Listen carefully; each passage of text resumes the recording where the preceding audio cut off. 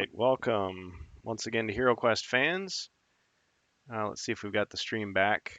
Okay, sorry about that, everybody. Sorry about the issues there. I don't know if it's because it's prime time or what, but I just had a few things I want to say before we get the game started because I am going to play Hero Quest for real on camera again using my homebrew solo play rules. So, no companion app here.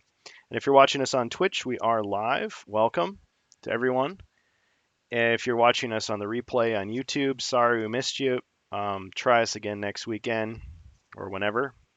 Most Fridays or Saturdays or Saturdays we'll be recording something about the world of HeroQuest or related games such as Space Crusade or Battle Masters. So welcome to our current viewers, Action Shin, Alien Gathering, another TV viewer. Welcome once again, Cax Ips 06, and now We Love Marbles. So thank you for joining us, everybody. And I missed the Strange Bus last time. He's a good guy. If you see him around, say hi. Check out his streams. He's had some pretty awesome streams lately here on Twitch and on YouTube. So anyway, as you can see, I've got a whole bunch of things on my table here. First, I want to explain one quick thing I mentioned in the last stream that I didn't really, I couldn't remember what it was called. So this little thing, see in this picture here, you've got this table, like a map, like a military map, and then you've got these long, like sticks and everything. What those are actually called are plotting rods. Plotting rods. So you see it in like Cold War movies or World War II movies where they show, usually it's women who are like running around and they're moving um, like little ships or planes around the battlefield. There's a similar tool called a croupier's, if I'm saying that right, croupier's rake or a roulette rake for playing these games in casinos. But those are actually huge. They're just like windshield wipers size almost.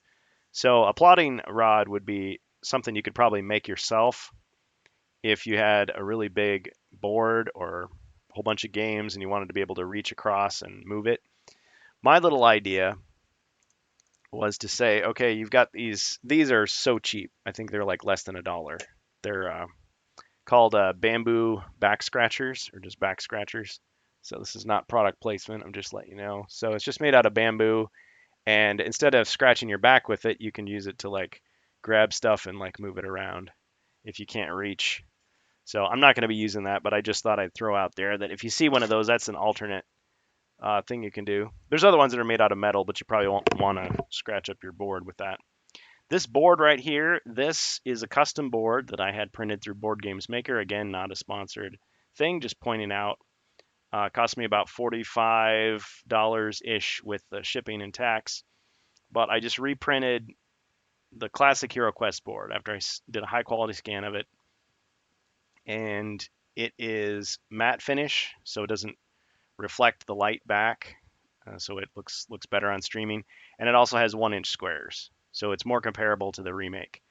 As you can see, I do have the HeroQuest remake. I got the Mythic tier and everything, so not bragging, just letting you know. The last time I tried this system, I was using the classic HeroQuest set, and this time I thought I'd use the remake set. Not because they're any different and they wouldn't be compatible, and just to show you how it'd be different, but just to kind of show you what it looks like. So I've got a couple of modifications I made from last time because really my heroes, I mean spoilers, they just got steamrolled.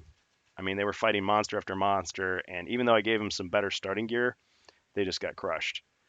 So I'm not trying to make the game too easy either, but I do want to make it reasonably challenging, but still with some variety and still possible. Because really they were going to be fighting like ElfQuest pack or Wizards of Morcar level of monsters with barely the starting gear. So we've got the equipment deck shuffled here. I removed all the potions because in the remake they consider potions to be equipment. So I removed those. We do have the monster cards here. So using the solo rules, I'm going to subtract the gargoyle, which I did here. We're going to draw one card. We're not going to look at it. And this is going to be the wandering monster for the quest. And we've got our starting door down here. I just decided to use the one from Return of the Witch Lord, the iron entrance door, as the entrance. So in the corner there.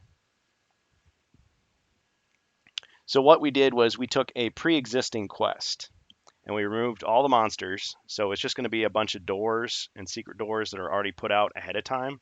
This is similar to Space Crusade. And then instead of, Zargon looking at the map and figuring out where stuff needs to go, because there is no Zargon. This is me playing against myself. So I'm controlling all the heroes, and I'm also controlling the automated process that is Zargon, but not with the companion app because I don't have a smartphone, smart device. I'm not using that at all. So I'm just showing that you could do this. Now, yes, there is some preparation involved.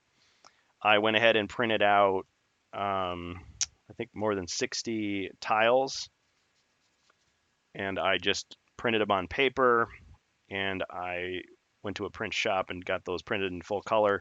I cut them out, glued them using a glue stick, just like a little kid's like preschool glue stick. And we didn't really have glue sticks when I was a kid. We had paste. They always made jokes about kids eating paste. Don't do it. But anyway, yeah. So I used the glue stick to attach it to chipboard because I bought this sheet of chipboard a long time ago that I was going to use for HeroQuest stuff. Glued it on there, cut the stuff out, and of course my hands were sore after all that cutting with big scissors. But I didn't have a fancy paper cutter or anything. So I did all that, and originally I had them in a bag. I thought, oh, I'll use one of these dice bags. So it's just like Scrabble. You're playing Scrabble, you got all these tiles in here, and it's like, oh, well, whoops. So that's a monster. And these numbers you see are the gold values. So just like in the Japanese version, in fact, that's actually where I drew those from. The idea is of these little shadows that move around. And when they come into view, just like Space Crusade blip tokens, you flip it over. Oh, it's a Fimmer. Or in this case, it'd be an Abomination. Same monster. But yeah, if you kill that monster, that's what you get. But there's other things in here besides just monsters. There's also furniture, and I decided to throw in some bonuses for the heroes because really they had hardly anything. There's potions, there's equipment, there's a starburst. That's a fireburst trap.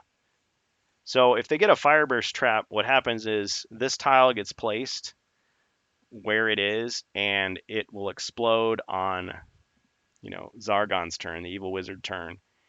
And any monsters or heroes, anybody within the vicinity, in the same room or up to 6 squares away in the corridor, will get attacked with 3 combat dice. And it doesn't matter if there's somebody in front of them; it hits them any direction. And there's no defense against it. It can only be disarmed if you use a Tempest spell on it. However, I decided to modify that and say, yes, the dwarf with his disarming ability can disarm it just like a normal trap. But if he fails, of course, it's going to explode and do that damage effect. So also there's stuff in here where you can get an equipment card draw. So I have shuffled the equipment cards here.